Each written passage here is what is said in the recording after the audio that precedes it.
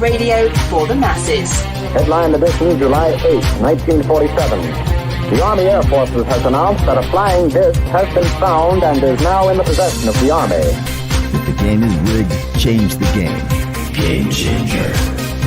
I occasionally think how quickly our differences worldwide would vanish if we were facing an alien threat from outside this world.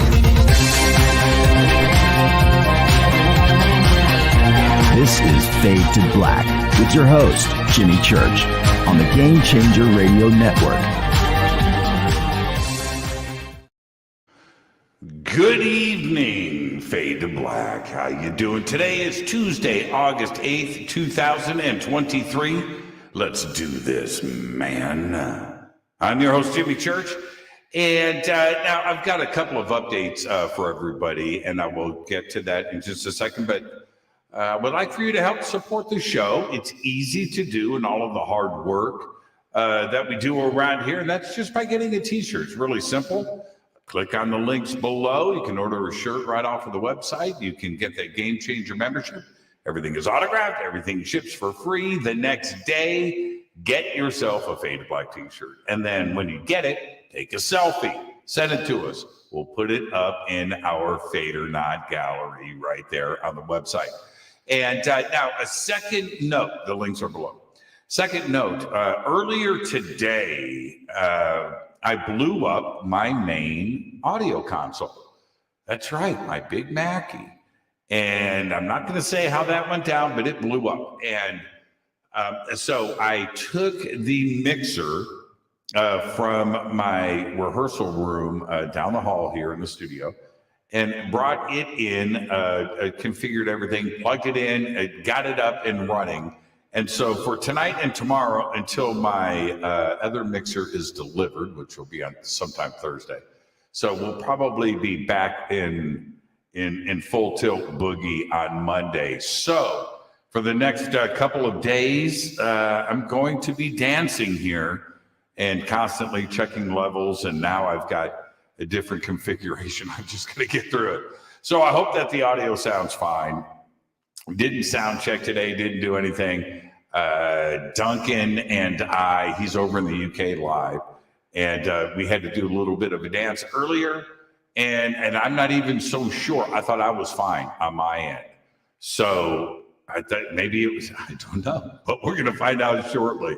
Our guest tonight is Duncan Lunan. And he's with us for the first time. And tonight we're going to discuss the creepy mysteries of the Green Children of Woolpit. We're going to be doing that. We're going to talk about the Sighthill Stone Circle, and I'm fascinated with this. So we're going to talk about that too as well. And that and so much more. And all of this tonight is with Duncan, who is a full-time author. He's a researcher, lecturer, broadcaster, editor, critic, and tutor since 1970, specializing in astronomy, spaceflight, science fiction. He has published 10 books to date and contributed to 36 more, with over 1,600 articles and 42 stories published to date. He, as the manager of the Glasgow Parks Department's Astronomy Project in 1978-79, he built the first, listen to this, astronomically aligned stone circle in Britain, the first one in over 3,000 years. So we're going to talk about that tonight too as well. And I would like to welcome for the first time to Fade to Black, Duncan Lunan. He's right there at about, I don't know what time of the morning. Duncan, what is it over there right now? It is now 3:05. 3 in the morning. 3 in the morning. Just past 3 in the morning. Well, I hope you're fresh. We're going to be getting into it tonight. But before we get started, Duncan, you get the first time guest disclaimer. And it's very simple. Duncan, it's just you and I sitting on my couch having a conversation as friends. And where that conversation starts, it starts. Where it ends, it ends. But we're going to end as friends. There you go. You have to click and accept. I'm kidding. It's too early. That's when you go, Jimmy, it's too early for jokes. There's no place to click. Never too early. I kind of actually want to start here. We're going to get to Woolpit in just a second. But I'm going to be over in the UK next week. Okay? Oh, yeah. I'm going to be there for 2 or 3 weeks. I'm going to be speaking in London first. I think at the Hammersmith, I think is where we are at. Anyway, so there. And then I've got a couple of choices before I head up to Manchester. And I'm going to be in Manchester for 4 days. And I've got some downtime in between. I can either can't do both. I don't have enough time. I can go to Stonehenge or I can go to Avebury. So if you were going to tell me where to go, where should I go? Avebury or Stonehenge? I would go to Avebury because you can get at Avebury. You can walk around, you can touch the stones, you're fully acquainted with it. And there are so many preservative measures in place at Stonehenge. You're not really in touch with it when you're there. But Avebury is so big they can't fence it all off, and they don't. It's not fenced off. You just walk around amongst it and absorb the experience, which is great. Yeah, and plus you can have a pint at the center, right? Indeed, no minor matter. I see. Yeah, that's high on the list, my man. That's high on the list. And I have an attraction to Avebury, and it's something I can't explain. I've just always been interested in it. It is ginormous and big. And the other part, though, and I'm not trying to slight Stonehenge because it's one of the wonders of the world and everybody knows of it, but everybody goes to Stonehenge, right? Yeah. I want to be a little different, and I think Avebury is where I'm headed next week. Yeah, that's good. So you're not coming to Scotland then? No, I wish if I had more time, I would like to do a lot of different things. I would love to go to Edinburgh, right? I mean that's high on the list. Wales. I would love to go to the far north. There are so many different things to see in the far north. Orkney Islands. I would love to go there. Yeah, I was there last year. It's great. What is it? Can we talk about Orkney for a second? Sure. There is, I'm part of what some would call fringe, right? I think outside of the box is what it is, right? Okay. So the real academics out there kind of, they call me fringe. Well, that's fine. But there is some research around Orkney that suggests like the really old, like old. And what's your impression of that? And where do you think the original inhabitants and those that constructed the original dwellings there in the stones, where they came from? Well, the first settlers, as far as I'm aware, up at Orkney were the Mesolithic people who lived on and by the sea, and ate a lot of shellfish, and you find a big, and they're old Stone Age, and of course you got to remember up there you can only go back so far because 10,000 years ago it was just emerging from the ice sheets, and the glaciers were in retreat, and prior to then there might certainly have been hunter-gatherers up there, and the evidence for human presence in the British Isles keeps getting pushed back and back. But there was quite a gap in the Ice Age, and then about 10,000 years ago, 8,000 BC, the first serious settlers got into the British Isles, and they seem to have found their way up to the north pretty fast when they did. But yeah, there's a big gap before that, before you get before the ice moved in. There's a gap of I don't know, something like 30,000 years, I think. So yeah, you're really talking about the Neolithic, the new Stone Age, when people started erecting things, and then you've got Maze Howe and huge chambered cairn that is astronomically aligned, and you've got the Ring of Brodgar and what's left of the Sten S circle, and this fantastic site that is on the Ness of Brodgar that has been excavated in the last 10 years, which some people think was the actual capital of Neolithic Britain, if not of Europe, because they've found this enormous complex of temples and more Neolithic art than has been found anywhere else. And what they've done there, they've been excavating it now for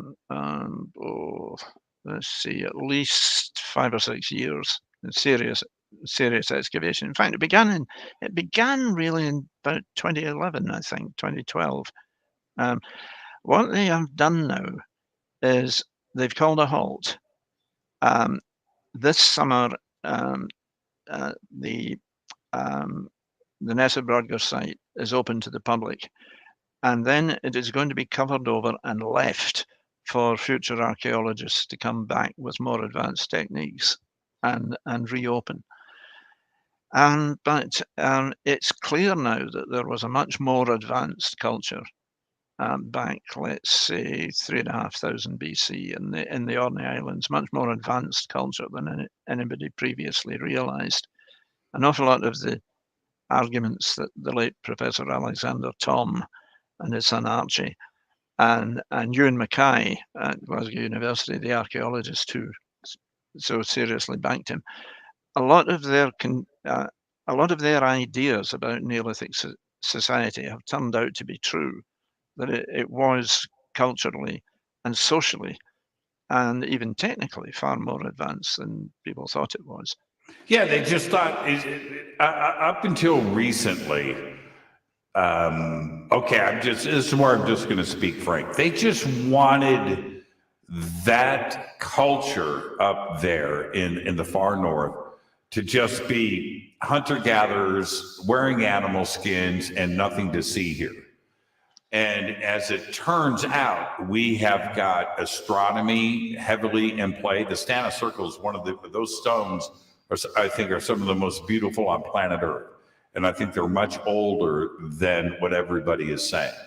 And the third part, when we look at the far north, is if we're talking about settlements occurring there at 8,000 BC, 10,000 years ago, there were no boats, allegedly. So what were people swimming, right? How does the foundation of an advanced culture get there unless there was something else going on? Yeah. There had to be boats. From what we know, the Neolithic culture kicked off in around the western end of the Mediterranean, in Portugal and Morocco. I think at the moment, with all the new discoveries that are being made, they're not quite sure which came first. But it spread in two directions. It spread along the Med at least as far as Malta. And I have talked to people who think that it actually reached Asia Minor, and was into modifying the landscape. They were carving the hills into shapes that are now barely recognizable and may not be real, but it's a very interesting idea. But going the other way, they went up round the coast of Spain, round the coast of France, and they seem to have entered the British Isles particularly through Ireland. But it was all done round the coast. They most definitely had boats and were pretty good at sailing them back then. and they pushed on up into Scandinavia, and then the Bronze Age came and everything changed again. But it looks as if the Bronze Age people came from continental Europe, and the North Sea was water by then. So again, they had to have crossed by boat. Well, and then you have you know, the Doggerland side of things, and maybe there was a land bridge, and then nobody swam or took a boat anywhere. They just strolled across and leisurely crossed the channel. That's right. That's right. You're going further back again, but yeah, probably between about 10,000 BC and maybe 6,000 or 7,000 BC. Yeah, as you say, the North Sea was dry, and more and more evidence of a comprehensive culture out there is coming to light. And then, of course, you got those huge tsunamis when you had the big landslides off Scandinavia, and Scotland was swept clear. They reckon the waves that crossed the central belt of Scotland were 50 feet high, and they went right across and just took everything out. So human settlement had to start all over again. And yeah, there's all kinds of more and more is being discovered all the time. I have actually made a discovery which I published in the Orkney News last year, which you know while the ages of these structures are getting pushed back, 2000 BC there was a sudden explosion of interest in star alignments, and well, what we had was back in 1977, the radiocarbon dating scale was revised, and all of the Neolithic sites suddenly were 1,000 years older than we'd previously thought they were, and that was a big revelation when it came. But the late Alexander Thom, in his famous histogram of the alignments of standing stones and circles, he had solar alignments, he had lunar alignments, and he had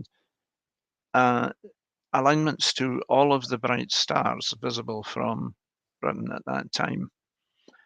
And Ewan Mackay, in a lecture round about 1980, thereabouts, in a lecture, said in my hearing, it would be very interesting to find out what happens if you push Alexander Thom's stellar calculations further back.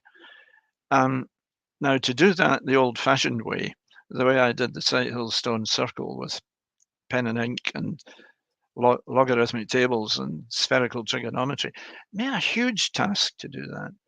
But now you can just plug into software that's available. Redshift 8 was what I used. And I took Thom's star alignments and ran them back to see what would happen. And they disappeared. They're all 2000 BC, which was the date at which Capella in the constellation Auriga stopped rising and setting in the British Isles and became circumpolar. And this seems to have triggered a sudden wave of interest in the stars. As a result of which, tying in with Thom's belief that they had found out that the world was round, it looks as if they had also discovered the wobble in the Earth's axis, the precession of the equinoxes. So, as I say, I published this lot in Orkney News last year. It went down quite well. I got a very nice message from Howard Firth, the director of the Orkney Science Festival, about it. But I'm planning to publish this more widely. How do you explain? I've thought about this a lot. To actually measure the precession and to be able to, before computers, before pencils, before paper, before you would have to, I don't know, mark shadows in the sand with a stick every day of your life and your children's lives, because you're going to pass it on, and the grandchildren, and you inherited this right from your father and grandfather, and you chronicle, because these are very slight degrees that span, thousands and thousands of years. So how would somebody without a grasp of this of astronomy pull this off? How would they get those measurements? Well, they just mapped what they saw. As you say, initially they did it with sticks. There are places where you find the post holes, and there are sites like the Hill of Many Stains at Mid-Clyth where they actually marked where those posts had stood, and you get these stone rows, converging stone rows. But one of the things that we have established with the Sighthill stone circle is just how accurate you can get with naked eye observation. Because there was this position for a long time that the archaeologists said, oh, they could never have achieved the precision that Alexander Thom is talking about. Well, if I had built the stone circle perfectly the first time, we wouldn't have learned anything in that sense from it.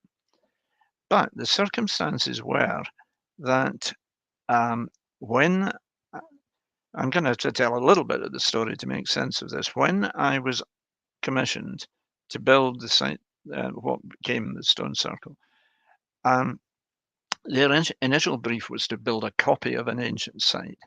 And I had to explain that due to precession and half a degree shift in the Earth's axis, a copy of an ancient site wouldn't work. And anyway, they're all specific to their latitude, and anyway, they're all fitted into their local horizon. So what I would have to do was to find a site, suitable site, and design something according to the ancient principles. So far, so good. Well, I'm sorry to interrupt. I'll let you. Let me. Did you have one specific site in mind that stood out that might work best, that you wanted to model it after? Well, the principal landscape architect of the city of Glasgow gave me a choice of 18 sites, and I went round and surveyed them all. And Sighthill Park, which had newly been designated as a park at that point, turned out to be absolutely perfect. It was one of the three ancient hills overlooking the centre of Glasgow, about a mile north of the city centre, and it had a virtually perfect natural horizon. And as soon as I went up onto the summit of the Broom Hill, as it was called, which was then just waste ground, I just looked round at the horizon and said, "This is where I want to put the circle." So far, so good. And the late John Braithwaite and I had great fun visiting virtually all the quarries in the west of Scotland to find suitable stones. That's a story in itself, but we got them. And the problem was there was no vehicle access to the hilltop. So we started thinking in terms of helicopters.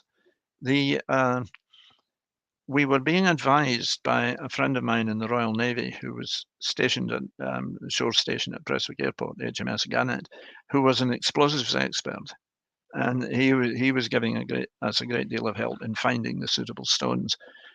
But he was with a helicopter squadron at Prestwick. So we started looking at using a helicopter. And it turned out that by the time we were ready to do it, the park was being landscaped and there were big earth-moving machines up there. We could have put them all up using those, but by that time, we got permission to use the helicopter. So suddenly, the Ministry of Defence, who'd been opposed to it, suddenly changed their minds and said, okay, you can do it, but you've got to do it within 3 weeks. Now, we'd only just managed, due to the very bad weather in the winter of 78, 79, we'd only just managed to get a a fully accurate survey done, from which I could calculate the actual alignments for the sun, moon, and stars. And suddenly I was told I had to get it all done in 24 hours. I stayed up all night, helped by an expert in the Neolithic from Wales called Tony Curator, who mimed with Hawkwind. That was what he did professionally. He was a mime artist. He got me through. Okay, all right. But I had to cut a lot of corners because I would have needed at least a month, maybe 2 months, to do all the calculations the hard way. And instead I had to do it graphically, as accurately as I could.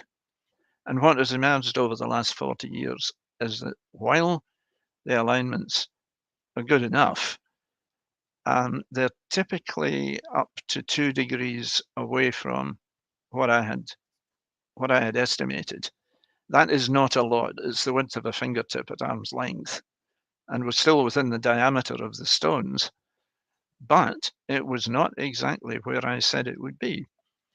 And it was demonstrable that by naked eye observation, if we'd had time to do it, particularly if we had had decades or centuries to do it, as you say, we could have achieved accuracies of a second of arc, as Alexander Thom maintained that the prehistoric sites had. And incidentally, the circle has now been moved and re-erected at a new site a few hundred yards east.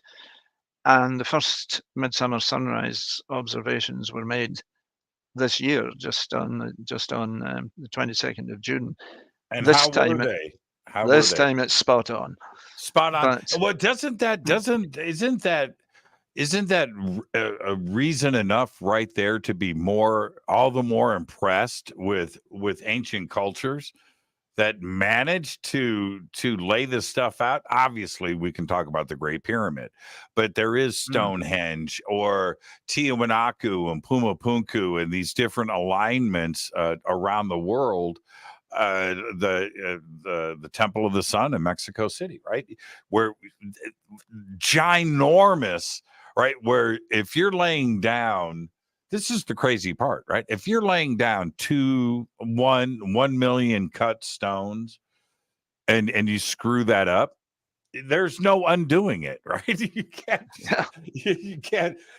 do that. And they got it done the first whack, without computers, without helicopters, without laser level. They didn't have any of that stuff.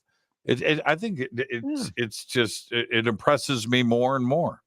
There are some very intriguing questions. The same David Prophet, my explosives expert friend, when we were talking about the Great Pyramids, he said, "What did they do with the broken bits?" He said, if they only broke one block in 100, they've got something like 1 million tons of stone to dispose of.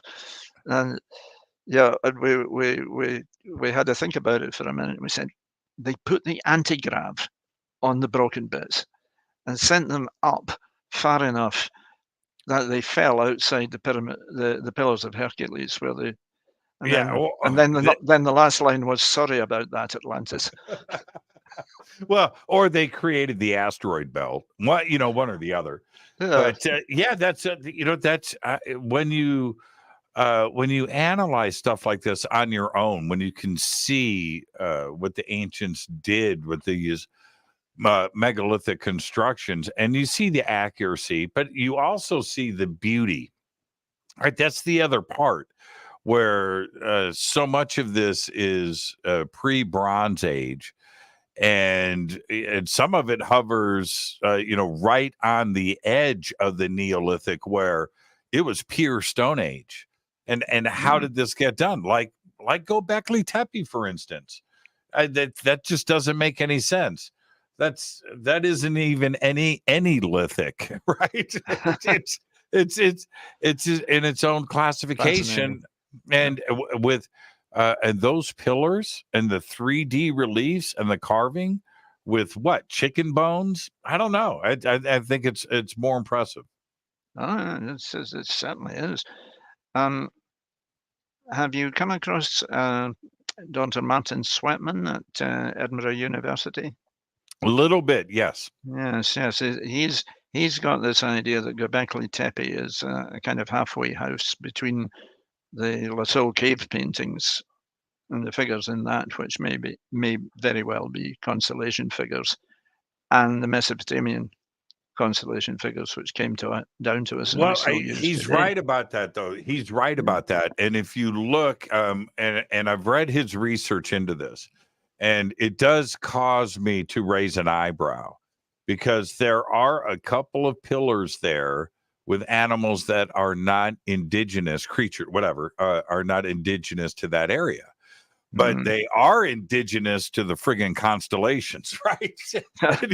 and you go and you look at the original Zodiac and Dendera, and which is let me do some quick math. 8,000 years later, 8,000 years. That's a pretty big gap, and so there has to be a connection. Let me ask you. When you look up at the stars, and this is what you do, right? This is what you do. Do you see a bird? Do you see scales? Do you see Aquarius? Do you see fish? Do you see Pisces? Do you see a bear? Do you see any of these things?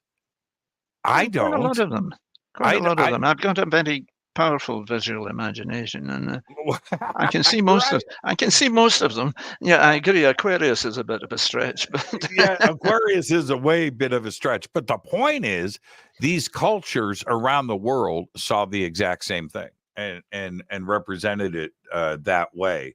And I'm fascinated. Either they were told what they were looking at, or they had some kind of entanglement of consciousness where they all understood that these formations looked like they did. But I'm sorry, I don't see a bear.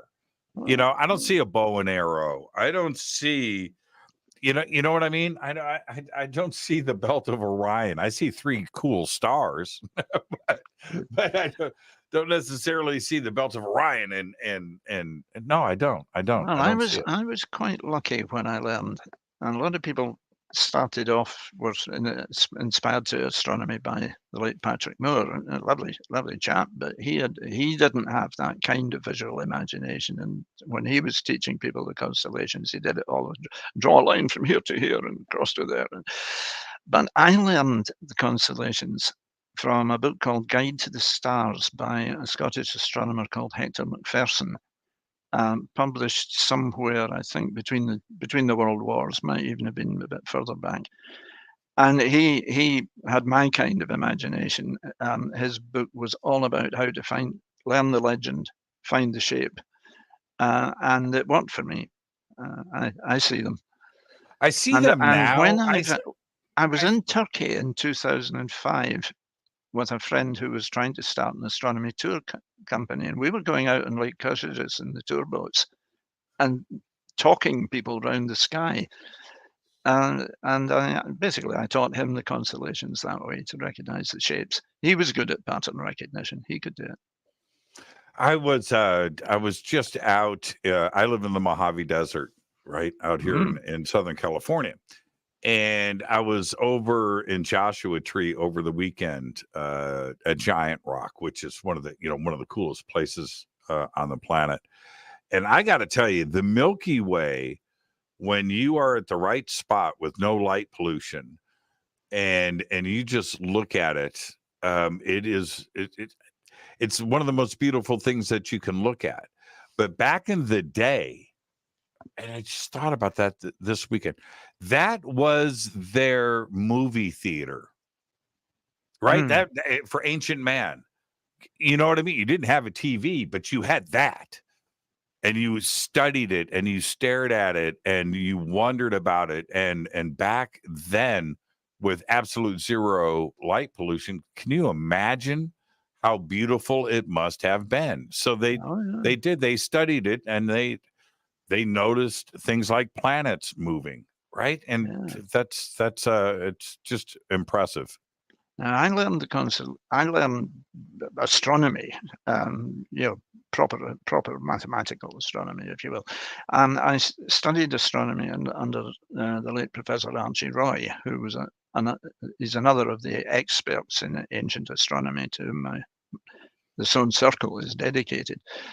And the book that I wrote about it, The Stones and the Stars, which is still in print with Springer, kicks off with a quotation from Archie Roy about exactly that, how on the island of Arran, the very large Neolithic settlement on Macquarie Moor, they didn't have television. At night, the light show was the one overhead, and it would have dominated their lives. And you're absolutely right in that. And the whole light pollution issue is another one that I get very exercised about. I mean, in Turkey, we had these fabulous skies over Lake Kırtacıs, which is the conservation area, and among other things, there's strict controls on lighting. But Turkish citizens are exempt, and they're busily wiping out that beautiful sky as fast as they can. While we were there, they opened up a floodlit football stadium overlooking the lake, and a big chunk of it just became useless for astronomy. Useless. When here in Southern California, this is it's exactly to your point too. So you could be 75 miles east of LA and you're in Palm Springs, right? Joshua Tree, no light pollution.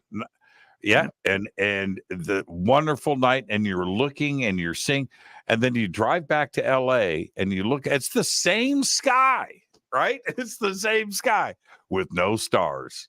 There's nothing. You look up and it's like, wait a minute, it's got to be the same. Why don't we have stars here? Light pollution just destroys what's overhead. It takes it away. And it's so recent as well. I had a star atlas published in 1850 that showed you the view over London with, not a light, just the stars, and that was it. And I had another one published in 1930 that showed you how to find the constellations from Westminster Bridge, which still had gas lights in. And if you go there now, I mean, you can't, the moon's all you can see. It was H.V. Morton's London publishes a series of essays in the 1930s. He keeps talking about seeing the constellations, the great frosty spread of the plough over the embankment. And it's so recently that it's been lost. It's been taken from us. It's been taken from us. It's been taken from us. And now there's an app for that. So as long as you know what I mean, I use Night Sky. I don't know what you use, but I have Night Sky on my iPhone, and thank goodness, because there are places where you can be where the light pollution is removing everything, and then you use Night Sky, and you're like, oh, that's what's there, and you're looking at a completely starless sky. And then you hold up Night Sky, and you can and actually see what is in front of you. It's I have written a campaign song for dark skies,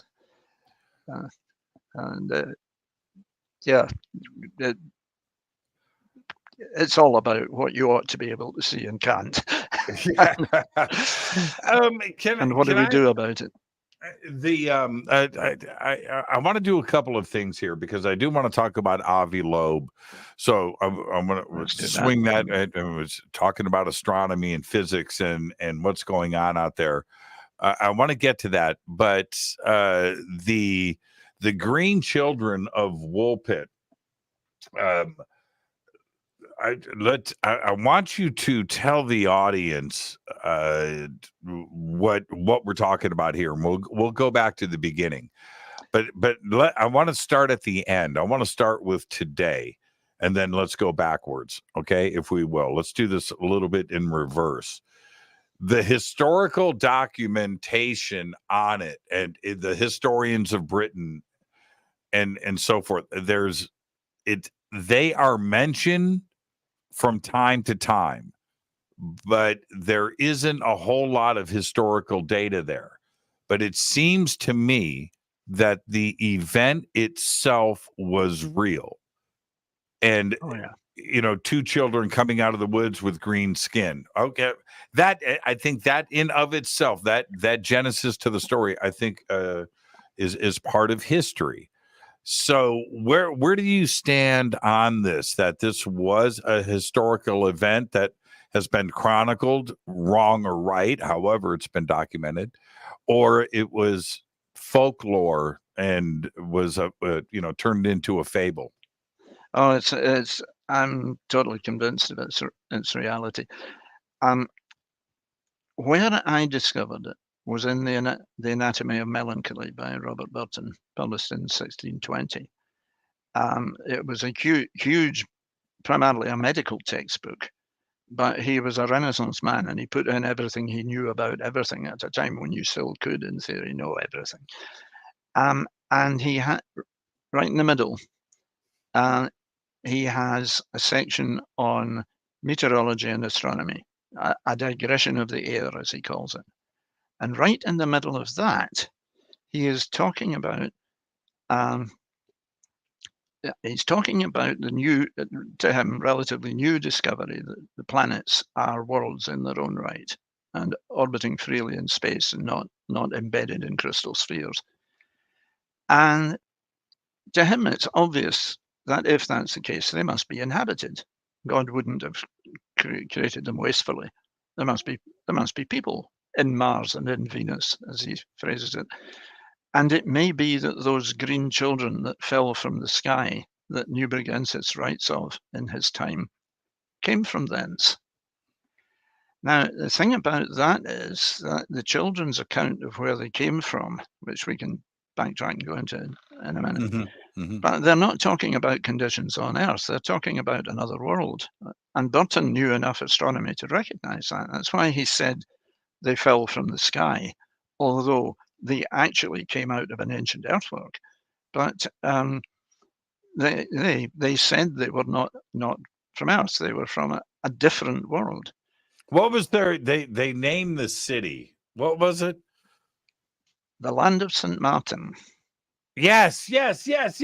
Now, which I found it. Say that again. I found it. You found it. Okay. Well, let's. Okay. Hold on a minute. Now I'm learning something. This show just got really interesting. Back then, was there such a place already named? Oh yes. When I dedicated my book about the Green Children mystery, because it's called Children from the Sky, I dedicated it to the principal teacher of Latin at my old school, because I could not have done this without his efforts back in the day. I realized that modern translations of the two chronicles that record the Green Children story are full of errors, simplifications, if you like. You've got to follow the Latin very literally to get to the truth. And I realized that when the children, who we better explain for listeners, I think we not better only green all tell over. the story. Yeah. Let's tell the story first. Okay. Yeah. And then we'll come back to that. They came out of an ancient earthwork in the second half of the 12th century. And I think I've pinned down the date to 1173, but we can come back to that if time allows. But the children were coloured. They wore clothing of a colour and material never seen before. They spoke a language nobody recognised, and they were coloured green all over. They were taken. Initially, they were treated quite roughly. They were put on exhibition, and then they were taken to the home of a knight called Richard de Calne. And he is very hard to find in the historical record, but he's the key to the whole thing. We can come back to that. But the chronicles then say, when they had learned our manner of speaking, it seemed to the wise that they might be christened, and even that was done. That even is one of the bits that modern translators tend to leave out, but that is the sense that it's given. And at that point, both chronicles go into formal Latin. Really? What people are translating as she said and they said was actually gave evidence, swore on oath. So I called a friend of mine who happened to have a diploma in theology from the Roman Catholic College of Cardinals. And I said to him, what's that about? Because all Christianity was Roman Catholic back then. And he said, oh, everybody knows that. I said, oh, sorry, I don't. What do you mean? He said, even today, a christening in controversial circumstances must be preceded by an inquisitio with a small I, which is a formal hearing conducted by a bishop. And that's what you've twigged to. That this in itself is an indication that it really happened, because you're getting he said you wouldn't get this kind of accuracy in a made-up story. So the children, this is very clever. It's hiding in plain sight.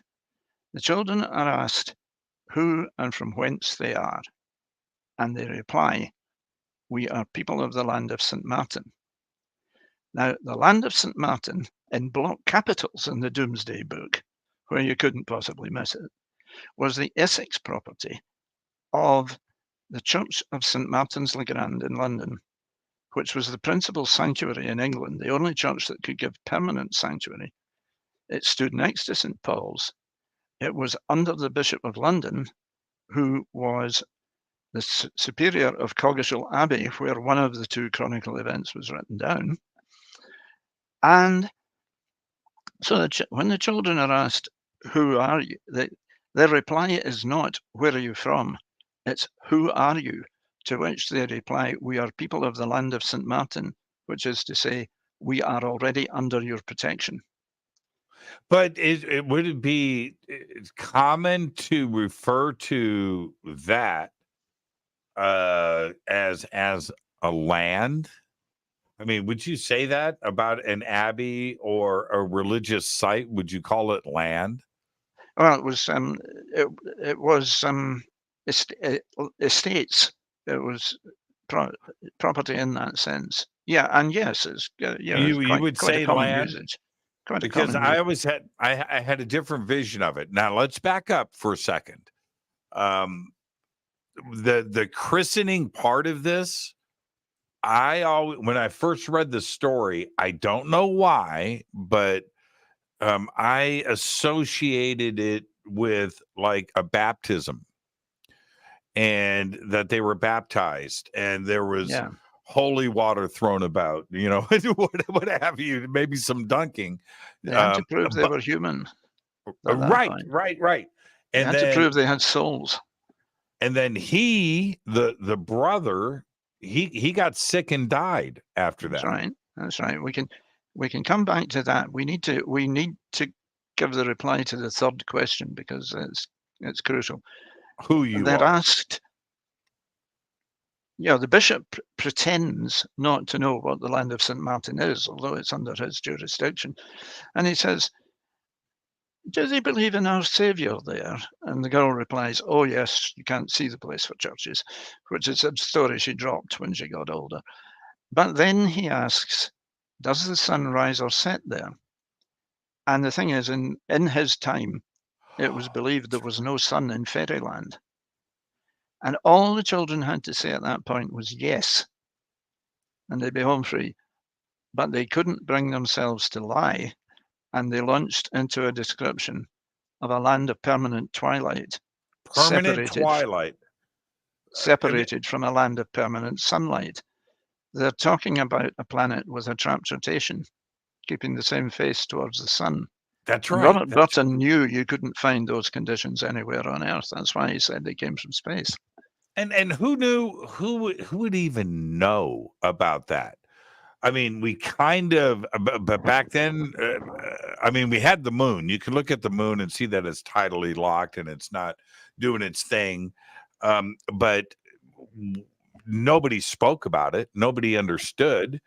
And certainly back then at 1200 AD, right? I don't think that this kind of knowledge was common. I mean, Copernicus still hadn't gotten into trouble yet, right? Yeah, anything. Yeah, and it's something. It's something else. Then it's time we got Richard de Calna on stage, because the villagers took the children not to Bury St Edmunds, which was due west of them, and was nominally at the time complications, but essentially the church and the village of Woolpit belonged to the abbey at Bury St Edmunds. The abbot also had the power to hold secular courts, and he did that halfway between Bury St Edmunds and Woolpit. But the villagers didn't take the children to either. They went north-northwest to the boundary with Norfolk, crossing the land of two powerful barons to get to Richard de Calna. And he is very hard to find. A cousin of mine who lives in Norfolk actually found the first clue that put me on the track of him. To cut a long story short, he wasn't the Lord of the Manor at Woolpit or anything like that, but he was a powerful landowner. He had a lot of property because his family were very prominent, were all prominent churchmen, kicking off with his great uncle, who had been chaplain to William the Conqueror. Nearly all of his older relatives were bishops. And they're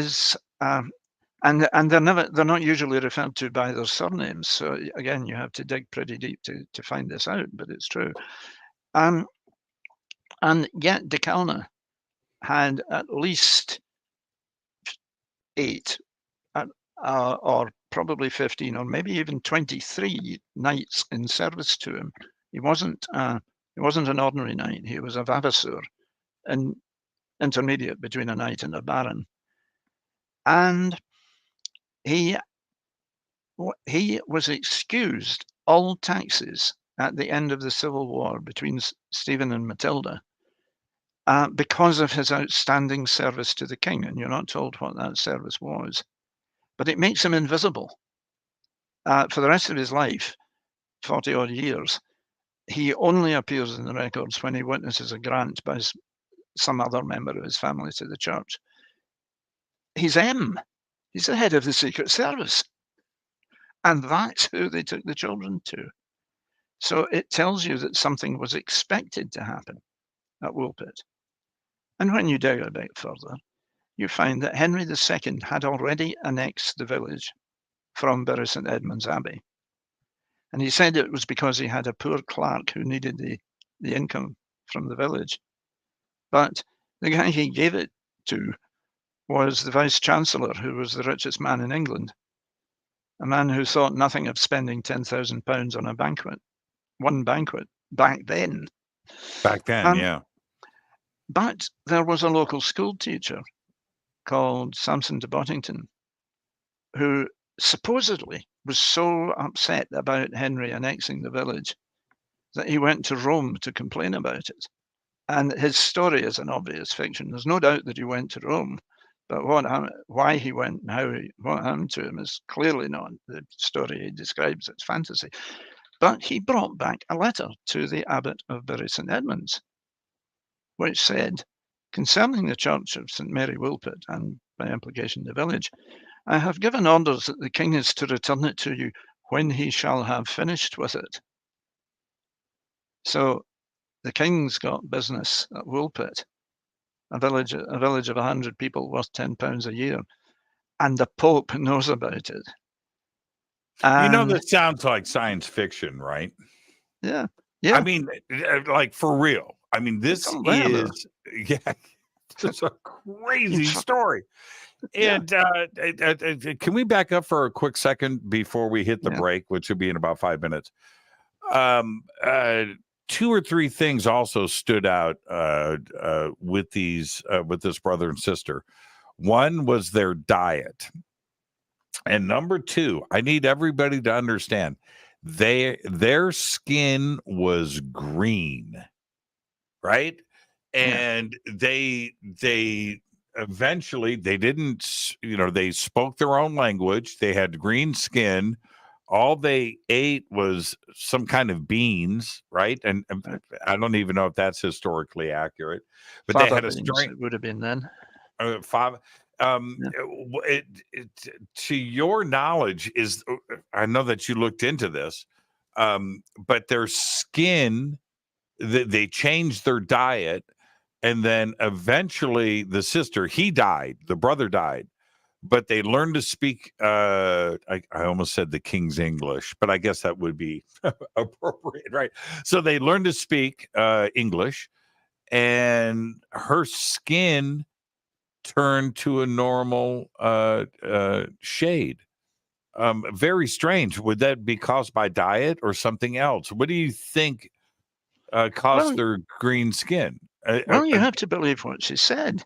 What she said was all the people and all the plants in the land that they came from were dyed with the same green color. And they were green, as you say, they were bright green all over, green of the entire body. Mm-hmm. And as a conjurer friend of mine pointed out, the villagers and certainly the churchmen would have been quite familiar with makeup from touring theatrical players, mystery plays and the like. Mm-hmm. They really were green all over. And, the currently favoured explanation is, they must have been runaways from a Flemish community because they had the secret of green dye. And as the late Philip Coppens said, I'm Flemish, and even today we don't immerse our children in vats of green dye. But she said they were dyed with that colour, all the people and all the plants. And I think I've got the answer. And I found it in a book by Richard Dawkins called A River Out of Eden, where he has a chapter on predator eyesight. And predators, even humans, the acuity of eyesight varies through the day. It's at its greatest in twilight, but around 8 a.m. and 8 p.m. But polar bears, when they emerge from hibernation, have to be able to hunt, and they're adapted to the light level that you get at the time they come out of hibernation. Big cats have preferred times to hunt for day, and their eyesight's adapted to it. Now, if there is something, who knows what, that crosses the river from the land of permanent sunlight to hunt in the twilight, and you dye yourself the colour of the prevalent plants, you've got a good chance, especially if the domestic animals that they had weren't dyed. Yeah, take the lamb, not a child. I think it's camouflage. Yeah, you had me until you said Richard Dawkins, though. The lovely chap. I met him a couple of times. Oh man, the issues, and hopefully I'm not going to offend you, but I'll say this: there is something going on universally. When I say universally, throughout the universe, that I think is connecting all of us. And I'm fascinated with that. And I don't know what it is. Call it entanglement. You can call it consciousness. I don't know if I'm dipping my toes in the spiritual world or whatever it is. But somebody like Richard Dawkins, who literally thinks he is the smartest person in the world, right? And he doesn't have an open mind to think outside of the box. He's too closed down. And that's my criticism with him. If you want to put yourself on the throne as being the smartest person in the world and talk down to everybody, then you should have an open mind. That's how you learn. And that's my criticism with him.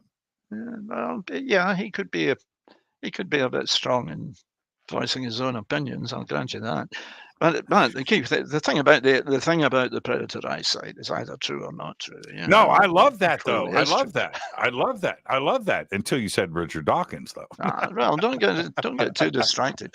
Oh God! I think we're onto it. But one of the curious things is that the children, in both accounts, say they were out herding their father's animals, and that's the simple translation. But in fact, they do talk about the animals being followed, and the obvious implication is they were following the animals, but maybe something else was. Yeah, there is a definite hint, particularly in Ralford Cogishall's account. It could be read as being said that they were being hunted and they took cover, and then comes this very mysterious bit in William's account where they're asked how they got to Woolpit, and they reply, "Well, we don't know, but we heard a great sound of bells, like the bells of Bury St Edmunds," and it does definitely say "like the bells of Bury St Edmunds." A lot of people skip that "like," but it was, and it says "like the bells of Bury St Edmunds." It's like some kind of alarm, because the next bit is, "Suddenly, as if placed in some absence of mind, we found ourselves in the field where you were reaping." And I think one of the fascinating aspects of that is that this kid, whose people are trying to make out came from a primitive tribe in the woods, she not only knows what amnesia is, she knows she hasn't got it, as if placed in some absence of mind.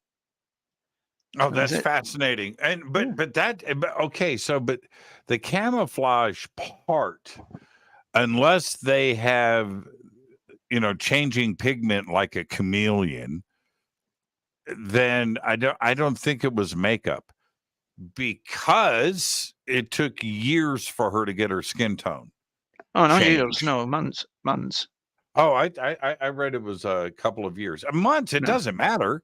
You take one bath and that's coming off, right? Well, it depends how fast a dye it is, but most dyes, I looked into this, most dyes will fade off the skin in a month or so. This seems to have lasted a bit longer, but the sign on the interpretation I've placed on the story, it would have been significantly under a year. And I think I've traced her, the girl. Did they have descent? Did she have kids? Yes, she had 2 sons, if she's who I think she is. There's a chap who enters the story at this point called Richard Barr, who was probably Decalna's godson. I can't prove it, as John Clark at the London Museum pointed out with some force recently. I can't prove that this is so, but circumstantial evidence suggests that it is. But Richard Barr became, in his late teens, one of Henry II's most senior ambassadors, and a very strong supporter of Henry in the Becket affair, and on very good terms with the Pope in spite of the Becket affair, which is particularly interesting. As was the Bishop of London, by the way. This is all clicking together. But Richard Barr married a woman called Agnes, who comes out of nowhere. She inherited property from Decalna, along with Decalna's granddaughter, and she has no surname. She comes with no dowry. When her husband dies, when Richard Barr dies, she continues to call herself Agnes Barr. She doesn't revert to her maiden name, which was the common practice at the time. And altogether, I would say she's in the frame to be the Green Girl. She had 2 sons. The first illegitimate, and possibly, believe it or not, you hear Ripley coming in here, but possibly fathered against her will by Henry II himself, who was in the right place at the right time, because she rejected the child. And Richard Barr made himself responsible for him and arranged for him to be brought up by his neighbours of his family in Staffordshire. And that led to major complications a couple of generations later, but that's a continuation of the story. The other child was legitimate, they must have been married by 1180 to make that work. I traced her descendants for about 150 years, and the story went cold. The line went cold. The trail went cold, is what I was trying to say. I published an article in Analog in 1996 about all of this, in which I said that that was as far as I traced it. And a chap in the US Army wrote to me and said, I'm descended from them. And it turned out that he was. He was descended from George Washington. He'd got his whole family tree that he'd worked out, and he was. But George Washington was on a different line. That was what had caused him to investigate his family background, though. And what he found was that the major line of descent was from a family called the Shirleys, the Earls Ferrers. And yeah, when I went back to the Shirley family history, I found out that he was right. That on that side of their family tree, it dovetailed perfectly with the point at which I had been following Agnes Barr's descendants. So the Earls Ferrers are descended from the Green Girl, and so is this chap Robert Washington. But the deputy, the last Earl Ferrers before the present one, was deputy leader of the House of Lords under Margaret Thatcher, and he was, when I started talking about this, the Evening Times in Glasgow carried the story and named him and contacted him, and he gave them a wonderful quote. He said, "I knew my ancestors were colourful, but not that colourful." Well, so it's like reptilian shapeshifters are established in Parliament in the UK. That's what you're saying. That's a David Icke was right all along. What about? I'm just kidding. I'm just kidding, Duncan. But it is funny. It is. It is. I agree. Yes, it's very funny. It's almost too good to be true. Yeah, it's almost too good to be true. Yeah, exactly. Look at my shirt, by the way. Wanted, dead or alive, the Green Children of Woolpit. Okay, so I wore this for you. I thought of wearing mine, but I thought it might be over the top. Yeah, that's right. We should match. You can get I noticed at the beginning you were selling T-shirts. Yeah, you can get Green Children T-shirts from me, folks. Okay. Well, we've got the links below, everyone. But what about let's I need to take a break, and we can talk about this when we come back. But what about the language? I mean, that's the difficult thing for me to explain away. They had to they had to learn anew English, and they spoke a foreign tongue. Did you ever find out what language they were speaking? Not a clue. Yeah. And when you think about it, here's Richard de Calna.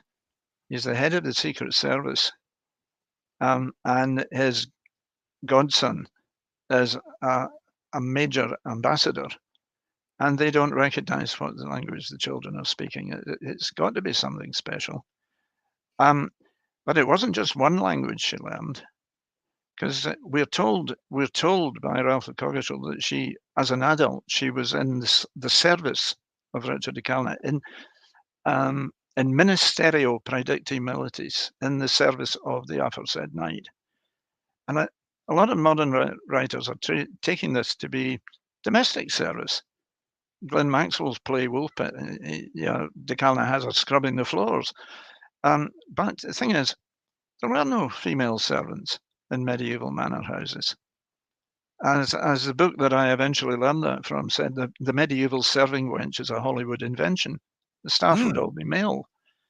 And is that in right? ministerio doesn't mean domestic service anyway. It means administrative service. She was running things for de Calna, which again makes her very special. But to do that at the time, she'd have had to be trilingual. The head of a household as wealthy as de Calna's, in medieval times would have spoken English to his workers, French to his compatriots, people as equals, if you like, and Latin to his priest. And remembering that the hearing was conducted by a bishop, it was almost certainly conducted in Latin. This kid is very bright. The explanation that she was suffering from iron deficiency, which stunts intelligence. Good grief, how intelligent would she have been but for that, if that was what was wrong with her? Totally.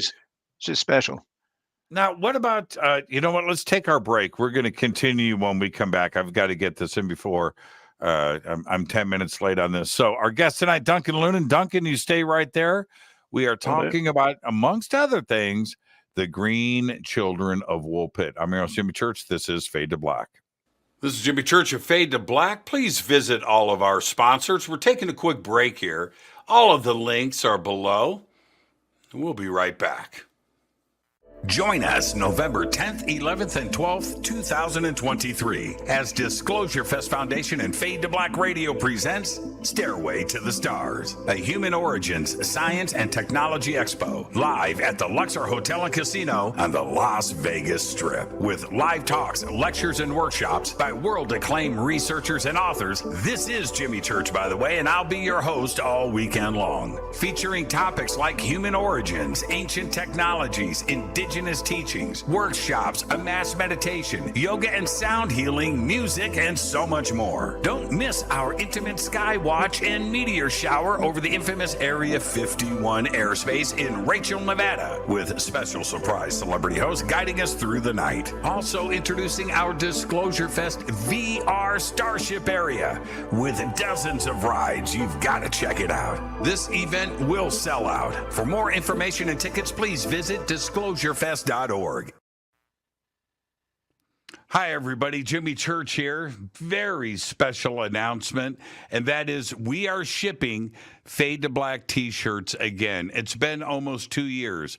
We did a full upgrade to the website, so you can head over to jimmychurchradio.com. It's all simple to do, and it's right there. Remember, we broadcast 4 nights a week, Monday through Thursday. We bring you the best, the brightest, the most knowledgeable and amazing guests, the best conversations. We do that 4 nights a week. We also do 4 days a week. We broadcast the news, and we do that live too as well. It's not a one-man show. I do it with website support. I do it with producers. I do it with writers and artists. All contribute to the show. The best way to help support what we do here is with the Fade to Black t-shirt. And you can get your Fade to Black t-shirt one of 2 ways. First, go to jimmychurchradio.com, order a shirt. It's really that simple. You're going to get a tracking number, it's going to get shipped, and it's going to get autographed. The second way to get a shirt is with a Game Changer membership. Now, the Game Changer membership not only includes a free t-shirt, but you get a private email to me. You get unlimited commercial-free downloads. You have full access to the website, and everything includes free shipping, and everything is autographed. So help support the show. Get your Fade to Black t-shirt today. The links are below. You can just go to jimmychurchradio.com, and it's right on the website. So there you go. I'm Jimmy Church, Fade to Black. I'm so excited that I just have one thing to say. Go Beckley Teppy. River Moon Coffee, makers of the Fade to Black blend. Truly the best coffee on planet Earth. Just visit rivermoonwellness.com or their Amazon store. It's all simple to do. You can check out the Fade to Black blend, the Game Changer blend, or any of their Black Moon Wellness products. It's the only coffee I drink.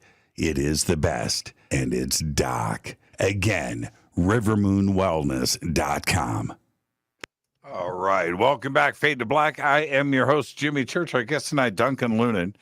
And Duncan, talking about this brother and sister, what about the ET connection? Do you think they were survivors of of a crashed flying saucer?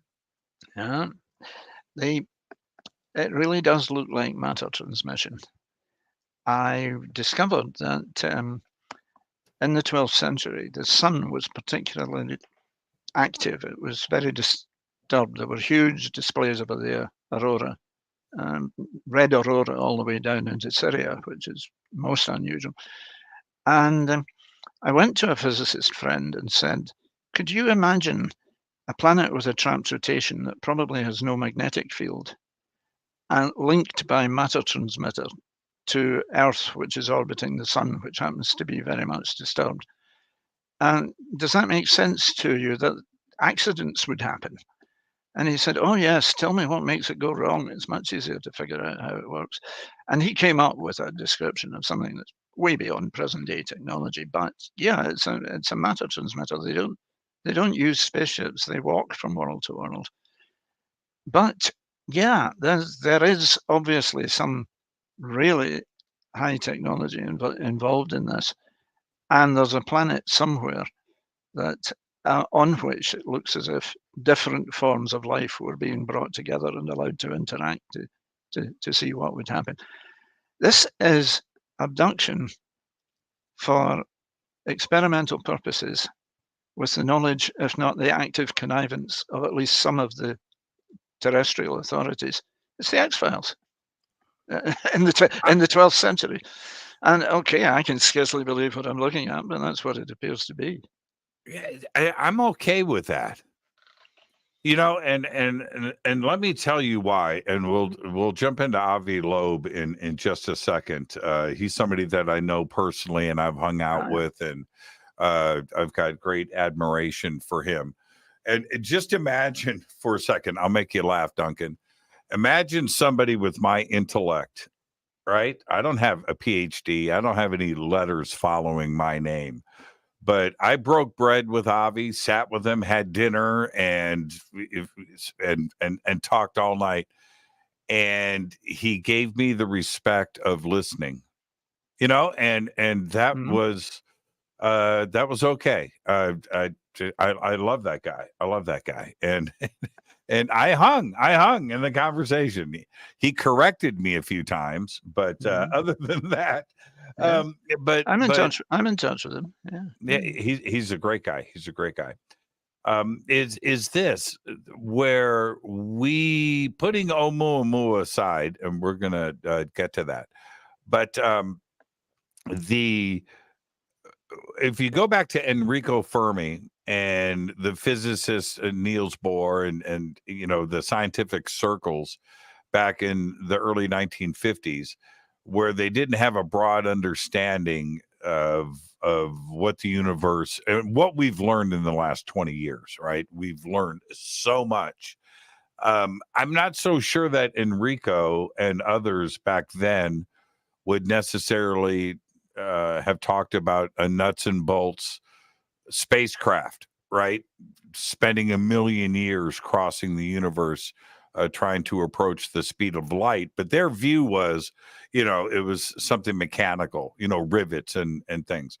But today, the interdimensional aspect of this is something that we are understanding more and more. And when you look at this very curious case of the Green Children of Woolpit, that there may be an interdimensional aspect to this, that it's a very accepted view of physics today, the multiverse and parallel worlds and extra dimensions and an interdimensional component to so many different things. And so, yes, like you said, there may not have been a spacecraft. Maybe they just right took a step and they were here. Yeah. Well, there's an interesting thing about the planet that the children describe. Lots of interesting things, actually, but focusing on the information we've got in the Chronicles, I put together a discussion group, and we did what science fiction writers call world building, mentally creating a planet that fit the description, and we ended up with a world which would be orbiting around probably a red dwarf or orange dwarf star with a trapped rotation. And over most of the surface, a very thin atmosphere like Mars, but a deep valley along the terminator. On the shadowed side of which was the side nearer the sun, you would get conditions of permanent twilight. It's an artificial setup. This planet has been terraformed for purpose. And we thought it's probably a crater chain, and the different forms of life in it, they're in biospheres without walls. They've been put there to see how they'll interact. And all of that seemed to be quite fanciful, but nevertheless made astronomical sense as far as it went. Well, it turns out there is a planet like that orbiting Proxima Centauri, and there's sure is. Yeah, we would have obviously we'd have located it there if we'd known about it. But the physicist who helped me with this, he said it'll work on any Earth-like planet within a given radius from the galactic center. And what they probably do is they set up a portal and vary the conditions, particularly the magnetic field and the electrostatic charge, and try to simulate conditions as they would be found on other Earth-like worlds. And sooner or later, the portal will open. And so then you put something through that can open it from the other side, and you've got your link. And now people often said to me when I was researching this, the medieval chronicles are full of stories like this. So I thought, okay, let's check that out. So I did a big systematic trawl through the collections of medieval chronicles in the Glasgow University Library and the Mitchell Library and Edinburgh, the National Library of Scotland. And what I discovered, having gone through a lot of medieval chronicles, is that there are actually very few instances of people appearing and disappearing. So I looked a bit further. And what I discovered was that the sites are arranged in straight lines, north to south. There are 3 corridors like that running through the British Isles on which events like this occur. And there aren't all that many of them. But when you look at the history of those sites, it looks like the general Brownian movement of property in medieval times. This is how you moved up and down. You changed property. It wasn't that much of a money-based setup. Your land ownership was what counted. That's not. But what's going on isn't coincidental. These sites are being swapped between 6 families, and particularly between 3 families, of whom the de Calners are one. And they're swapping these properties between them so that somebody in this in-group is always in charge at each side. I thought you were going to mention the Sinclairs next. No, they're not in. They're not in the game. It doesn't go up into Scotland. They're not in the game. But my late friend Andy Nimmo cut right through the fog here. He said, it's the valley mapped onto the Earth's surface. You can do it as many times as you like, but it will always run north to south. Yes. I think, again, you can't prove it, but it all fits together. Wow, that is so fascinating. It's all in my book. It's time to plug the book, Children from the Sky. and so if we stop and we analyze that, and we can go to so many different sites. You mentioned Philip Coppin earlier. I miss that guy. I love his research. I just hung on every word. That the ancients knew this. The question is, and it's not just in Great Britain, but you can nail down very strange locations all around the planet where it seemed that, I'm going to use the word supernatural or paranormal. I don't have another word for it. I don't have that kind of vocabulary. but where strange things did occur, and you can't just simply explain away these sites in a mundane fashion. And I just wonder how the ancients got this knowledge. And was it as something as simple? And you can laugh. Was it as something as simple as somebody walking around and maybe going, whoa, whoa, whoa, right here, right? Where they got a vibe, right? There's something magnetic going on. There's some kind of EM shift where somebody that had the ability to detect it was locating these sites and finding what's the word I want to use? Portal, right? Is that the right word? Yeah, that's a good one. Yeah. How do you think the ancients knew where to do it? Well, Tony Curator, whom I mentioned earlier, he mentioned that he'd done so much research on astronomical alignments and standing stones and the like in Wales, particularly in Powys. It was almost his life's work, if you will. He reckoned that people could detect shifts in the electromagnetic environment, for want of a better word, at these sites simply because there was no interference. In the same way that they didn't have streetlights and television to cut them off from the stars, they didn't have the constant background interference of electric currents flowing and radio signals, and today you got Wi-Fi everywhere, right? So yeah, he had some interesting ideas about tides in the Earth's crust and piezoelectric effects, and people becoming aware that certain sites were foci for these effects. Paul Devereux had some interesting conversations with him, the chap who wrote the Earthlights book. He's got ideas in this area as well. I mean, there may be something. There may well be something to this.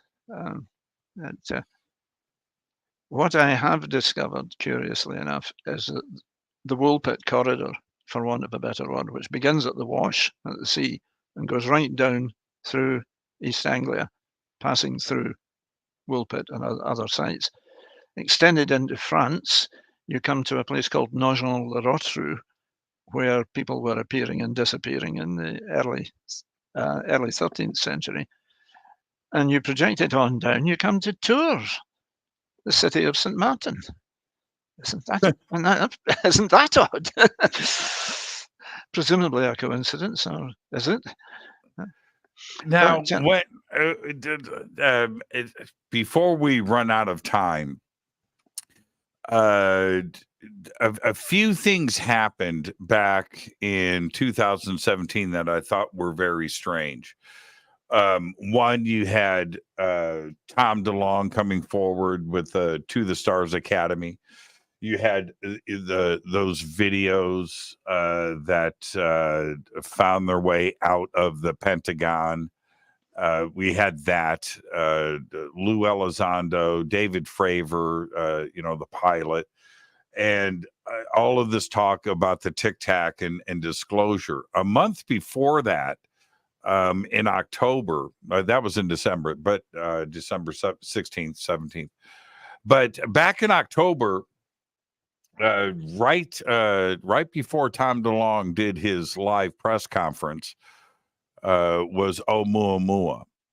And I find it oddly coincident. There are no coincidences, but to have all of this UFO stuff start, aliens in contact, virtually at the same time, it was just an exciting, point of not only for our community, but for research and everything else. And the first time that I read the press release on Oumuamua, and I was live on Coast to Coast and this show too as well.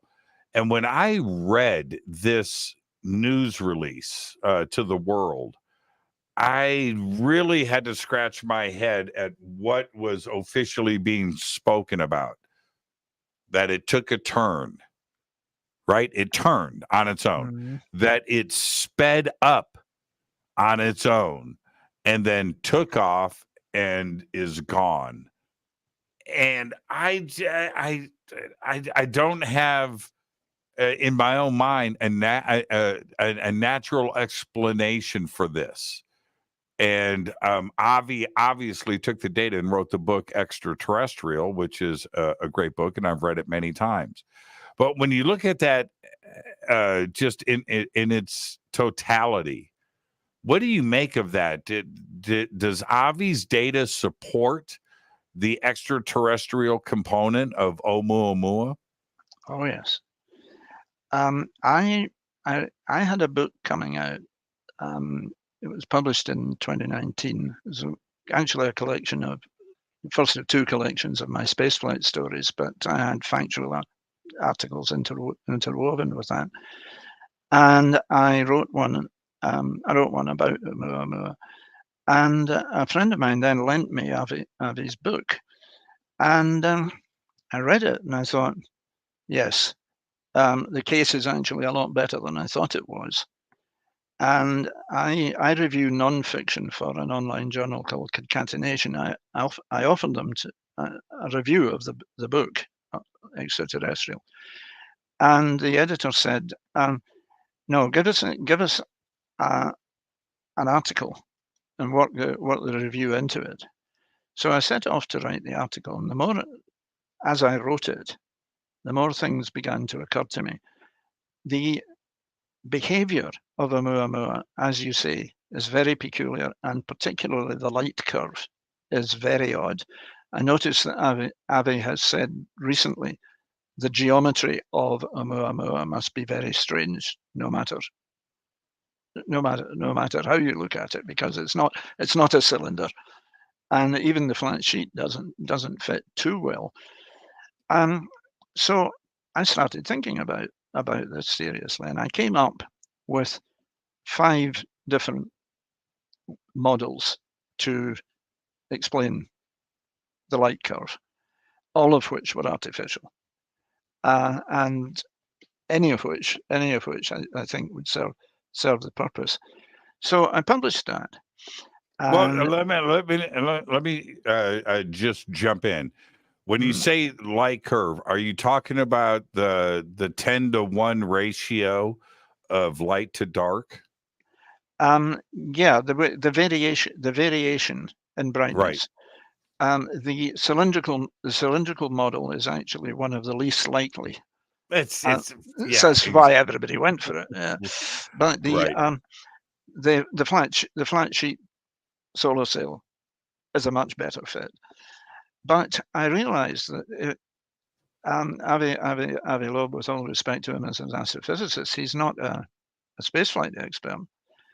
And solar sails come in different varieties. If you put tip vanes onto a flat sheet, it becomes possible to steer it and alter its orientation with respect to the incident light. And that alone will give you a different light curve. But there are models, they call them heliogyros, which are rotating solar sails with big panels like extended windmills, and you get that would fit even better. And I came out with 2 or 3 other esoteric models as well. And a chap, Dr. Alan Kalis of the Open University, contacted me. He said, "Have you read Mashenko's paper?" And I hadn't. Avi mentions it in the book, but it's in the small print, more or less. So Alan sent me this paper, and what this chap Mashenko had done was he tried to come up with alternative geometries for Oumuamua. And it's quite funny in its way, because every time it starts to lead him towards something that would have to be artificial, he says, "Oh, well, that can't possibly be right," and goes on to something else. But essentially, he was following the same lines of reasoning that I was, and they were taking him in the same directions. So I have now published the second draft of that article with the input from Mashenko's paper. And that was published in Analog in the May-June issue this year. So people should still be able to get hold of it. And I haven't got back in touch with Abby since that came out, but I'm going to write to him and draw his attention to it. He has read a first draft of it, so it's not news to him. But yeah, I must say, I think it looks awfully like an interstellar probe, and the fact that it's going to pass relatively close in 29,000 years to what will then be one of the nearest stars to us, called Ross 248, strikes me as very interesting in the circumstances. But the thing that is really weird is that it came in to the solar system very close to what's called the apex of the sun's way, the point towards which the solar system is moving. The exact position of the apex depends on how you measure it, but it could be as close as 4 degrees. And to do that, it had a very low velocity in space. It was coming towards us, but it wasn't moving left, right, up, or down, according to papers that I've studied on its motion. It was waiting for us. It was parked. It was parked. Well, it was moving, but it was moving slowly. Yeah, it was moving slowly. Yeah. But it was hanging exactly in our path. I read something recently that said, oh, you would expect objects coming in from interstellar space to be coming from the apex. No, you wouldn't. They could enter from any point on the leading half of the celestial sphere and not pass anywhere near the sun or go out on the trajectory that Oumuamua is following. It does look purposeful. And I've since been in a very interesting question about whether Oumuamua could change its course in interstellar space by starlight pressure alone to make an actual rendezvous with Ross 248. And the answer is no. But it raises other interesting possibilities about how it might be done. Well, you have to look at, if you just look at the pile of data, and of note, we will never collect any more data on Oumuamua. That's it. It's gone, right? There is no more imaging. There is no more data collection. All we have is what we have. And so if we take some of the biggest points of all of this, first being there, out of all of the celestial objects that we have observed, photographed, imaged, tracked, there has never been a cylinder asteroid. Okay, so that puts Oumuamua right there in very rarefied space, right? That it would be a net no. All of the imaging that we see are artist renditions of what they've been told by the mainstream. Okay, nobody has seen Oumuamua, so that's the first thing. The second thing is for people to say, and they do this because they want to stay in their comfort zone. They don't want this to be alien or ET. So the first conclusion that anybody wants to come to is that it was a comet, and it accelerated without any gravity assist from the sun because it was heated by the sun and it emitted gas. There were, in all of the images and all of the data collection in infrared and everything else on Oumuamua, there was nothing being emitted from Oumuamua. There was no traces of anything. And that's the other part of it. And then there was that's number two. Number three, what would be you're on the right track. Yeah. What would be the composition of something that would emit an invisible gas, right? Or and something that wouldn't be visible from any telemetry or any optical sensors from any satellite. The answer is none. And then now let's get to the third point, which I think is one of the most interesting. All of the data points to, and that one page in Avi's book, I've gone back and read it so many times, but Avi put it in print. All of the data points to this being flat and circular like a pancake. Right? Now, wait. What, Avi? What are you trying to say here? Now, that takes it way out of the natural formation thing. It's one thing to postulate, right, something that's cylinder shaped, but now we're talking something as flat as a pancake, and shaped like a pancake, and it is circular. And then he takes it one step further and says that the surface was reflective as if it was metallic, and probably had a metallic surface. These are albedo. And all Avi says, and he points out over and over again, this is what the data says. This isn't me theorizing. This isn't me fantasizing about this. This is the data that was collected. I think that's a very extraordinary point by Avi. Yeah.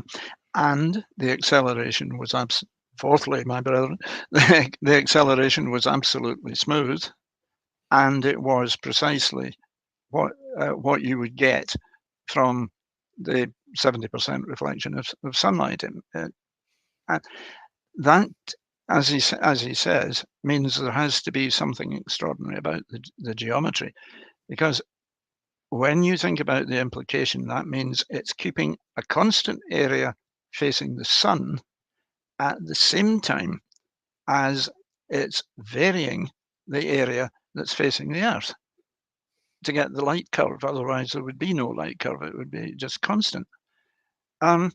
So, as I said, I've got 5 different models in my article for how you could get that, but they all involved artificial structures. I can't think of any way to achieve it by natural means. Yeah, when you look at the trajectory again, it's like it's the odds of playing the lottery. It's like those kinds of numbers, right? What are the odds of the first interstellar object observed by us to fly past our sun, right? Not hit it, not get sucked in by the gravity of none of that happened. Cruise past the sun, and then cruise past Earth, and then make a turn and exit. What are the odds of that? What are the odds? And I love Avi's extraordinarily big numbers for all of this to take place on top of everything else that I just stated. It all points to something artificial, and it's not natural. Yeah, it's like the argument about how the alignments of the stone circles must be coincidence. But what that argument avoids is the fact that if you've got one aligned stone circle that happens to have astronomical alignments, that could be coincidence, but the odds are against it. If you've got 2, then it's not a coincidence, it's coincidence multiplied by coincidence. And if you've got hundreds of them, which Alexander Thom surveyed, then the chances that this is multiple coincidence become very small indeed. And the same thing applies to these various factors about Oumuamua. Or come to that in a different circumstance, the thing about the Green Children, that you can come up with an explanation for one aspect of the story, but you can't. To explain all of them, you have to have something extraordinary. And it's the same. It's the same with the stone circles, and it's the same with Oumuamua. The reasoning always takes you back to the very unlikely explanation, as Sherlock Holmes said, when you have eliminated the impossible. What's left, however unlikely, must be the truth. You know, it's so funny. I say this all the time, but Occam's razor and the principles behind it, right? But the statement itself, which has become part of pop culture. But Occam's razor is coming into play so much so with ancient history, with where we are today, with this conversation about disclosure and what this object may be, and you know what? We're not alone in the universe. It's the simplest answer, right? It's the one that fills in all the blanks. And I think that we are very close to achieving that understanding. Don't you? I think so. I think it's generally it's out there in the public mind. Again, with the stone circle thing, the public accepts that they're astronomically aligned. It's only a certain, shall we say, a certain class of archaeologists who keep insisting that they're not. And the public is sometimes the majority is right.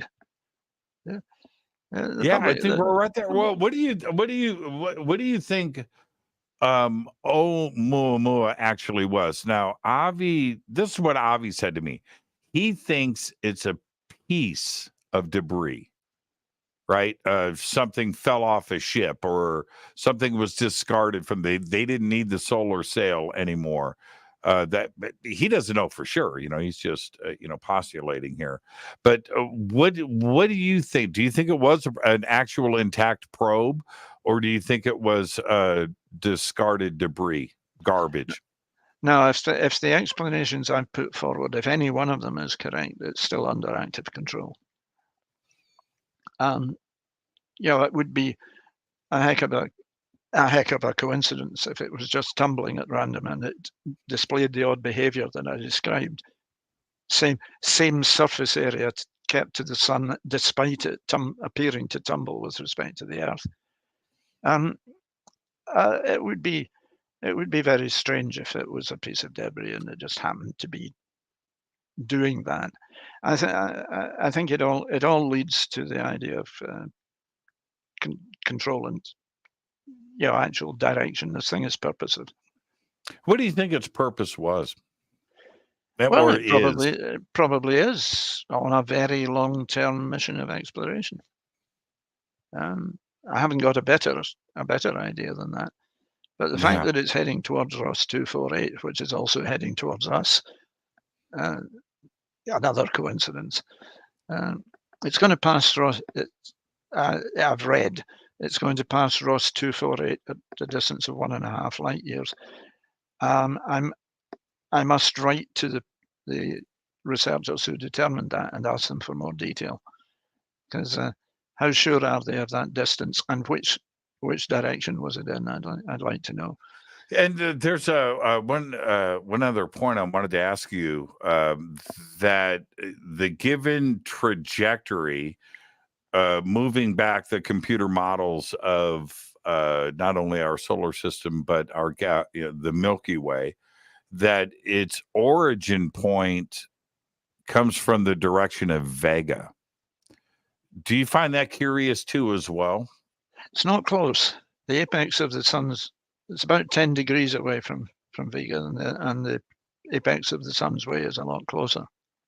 I think the Vega connection probably is coincidental, because Vega's a long way away. It is a long way away, but it's also part of Carl Sagan's book, Contact. And I just find that coincidental too as well. And how Vega constantly comes into the conversation, and then Oumuamua coincidentally, right? Now, it could have come from any direction, but if they go back with that known trajectory, and again, this is computer models and moving things around a bit, but it does come from the general direction of Vega. And I just find that strange. They've got 4 stars in the Gaia catalogue that it's closer, really close to, but it's still at a distance of a light year or two. There's none of them is definitively the origin, but there are 4 stars that might have come from any one of those. But I suspect it's probably been traveling a lot longer than that. Yeah, could be. Well, we have to look at this, and again, going back to Avi Loeb, but way before Avi was on the scene, myself and members of this community were throwing these ideas around. And one of them is this, and it's a very simple thing, but we are looking for exoplanets. Now we know that every star that there is in the universe has got a planet. It's part of the formation of stars and dust rings and how things just lump together. All right. So that answers that question. But the other part of this, which I find it has to be, that if there's an advanced civilization out there like us, they're doing the exact same thing. They're looking for planets, right? And if they have the ability to go interstellar, what are they doing? They're mapping. They're checking out these worlds. That's it. And what's the easiest way to do it? Some kind of self-replicating probe, right? The software doesn't have to be complex. It's a very simple, right, AI that you would have. Go check out the planet. What's it composed of? Is there life? Send us a message, right? That's it. Nothing more complicated than that. And you would do that, land on an asteroid, start 3D printing your next probe, and continue to go through the Milky Way and the universe and do this. Yeah. Why is that such a hard concept to grasp? Because that's what we want to do, right? Yeah, no, I think you're right enough. Another interesting thought, because I notice we haven't got that long. I did a book called Man and the Planets about the resources of the solar system, and the final chapter was entitled "The Philosophy of a Kardashev 2 Civilization." If you've got Kardashev 1 that controls the resources of a planet, Kardashev 2 resources of a solar system, and Kardashev 3 a galaxy. And why don't we see them? Why don't we see the evidence of megastructures and all the rest of it? Well, the conclusion our discussion group came to was that it all depends on what you mean by control. For instance, a Dyson civilization breaking up its planets to cope with an enormous increase in population, living on a shell, be it solid or be it composed of asteroids. That's not in control. They're out of control. We concluded that to achieve Kardashev 2 status, you have to become conservationist. So if that's the case, then when we look out into the galaxy and we don't see megastructures, and particularly we don't see the ruins of megastructures, it's because the ones that have made it have all become conservationists. They're galactic gardeners rather than industrialists. And the proof that they're out there is that we can't see them. That's exactly right. And I would think that, right now where we are, we kind of want to be discovered. We're in that mode. Oh, yeah. But I'm not so sure if we would have that mindset 10,000 years from now or 1,000 years from now, that maybe we wouldn't want to be discovered. Right. Well, and you just kind of want to do your own thing, and that an advanced civilization would be doing the exact same thing. And we are at the end of radio waves. We're at the end of that. Everything is light pipes now, right? Everything is optical. And so we're not even projecting that stuff off of this planet, which is what we're looking for from other planets. But more than likely, those civilizations, if they evolved the same as us, then they had a little 100-year window of television, right? You know what I mean? A little 100-year window of radio waves. Then after that, everything is digital and everything is underground, and you're not emitting this beacon anymore. I'm just saying, if that's where we're headed, I would think that most advanced civilizations evolved and went through the same things that we are. Yeah. There's an interesting one you could throw in at that point. as a guest chapter in my first book, Man in the Stars, the late Chris Boyce looked at the question of berserker civilizations. What if they go out and destroy and generally mess things up? And he said, okay, as a thought experiment, let's suppose civilizations are divided into three classes. There's the completely trusting, highly intellectual good guys. There's the not so good, suspicious, possibly dangerous ones like us, and there are the berserkers. And the element that any two civilizations in combination can beat a berserker, and that if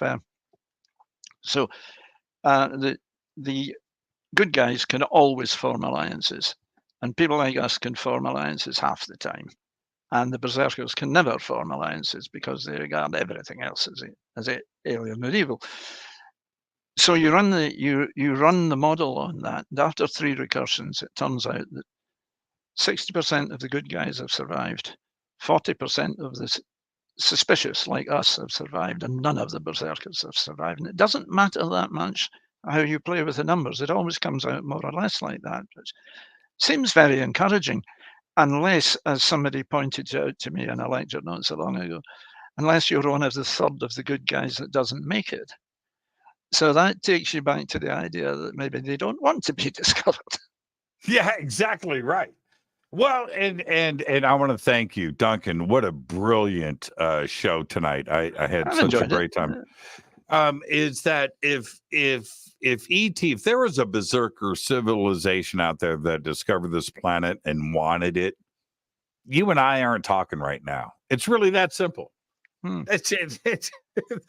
It would just be like whatever, and they would do away with us, and it wouldn't have to be with plasma weapons. It wouldn't even. Isaac Arthur said this to me, and then I'll let you go. But he said this to me once. He goes, Jimmy, it wouldn't have to be a virus. It wouldn't have to be that. It wouldn't have to be guns. It wouldn't have to. No, you know what they would do? The easiest way: pull into our star system, point your ship towards Earth at the speed of light, hit the brakes, and dump your trash. Yeah, that's all you would. That's it. Pummel Earth with your garbage at the speed of light. That's it. That'll do it. Nothing technical to that. Yeah. So it's something to think about. Another thought experiment. Yeah. Duncan, thank you so much. And I want to let everybody know that Duncan's website, DuncanLunan.com, the links for it are here. You can chase down his books, all of his published works, and everything else is right there at DuncanLunan.com. We've got it in the descriptions over on our website, and we have it throughout social media. Duncan, go get some rest, and thank you for staying up so late with us tonight. Great conversation. I have enjoyed it. It's been great fun. You're the best. Thank you so much, Duncan. We'll talk more. Behave. Thank you so much.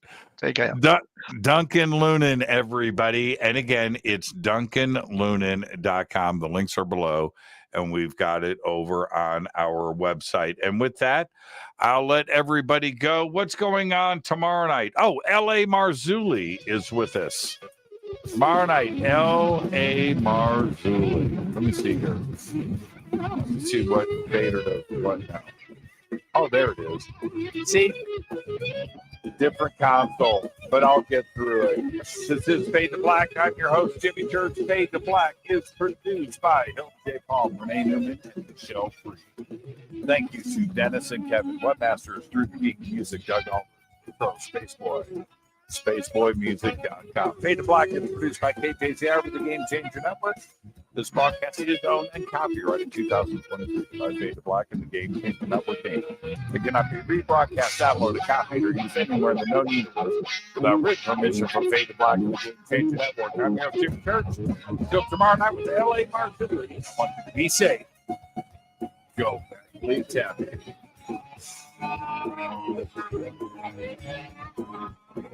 Yes.